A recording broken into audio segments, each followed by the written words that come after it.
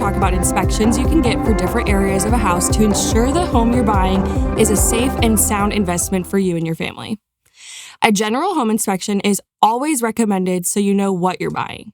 The inspector looks at the whole house and notes the condition of items like the HVAC system, electrical, plumbing, and the roof. This is the prime time for any issues to be uncovered concerning for safety or soundness of the property. For example, an inspector may enter the attic and see a leak in the roof or check the electric panel and notice out-of-date wiring. These are items that may allow a buyer and their agent to go back to the seller's team and negotiate for repairs, or in the case of elements that aren't safety concerns, possibly reduce the price of the home.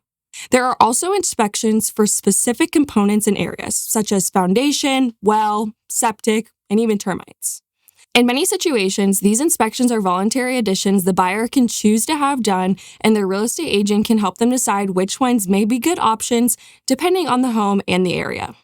Some loan programs require specific inspections. For example, a VA buyer must get a pest inspection, and private wells require an inspection if the buyer is using USDA or VA. FHA loans also may require the well to be inspected under certain conditions, for instance, on new construction properties or where the distance between the well and septic is less than 100 feet. During an appraisal, safety or soundness items may be noted, and the appraiser must call for these items to be inspected. This applies to any loan program.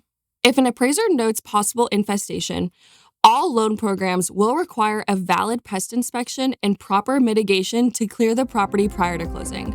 For further information on inspections, contact your realtor and one of our trusted mortgage specialists here at Equity Resources.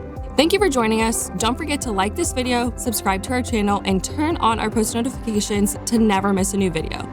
Please leave a comment below if this video was helpful and if you'd like to see more videos on similar topics.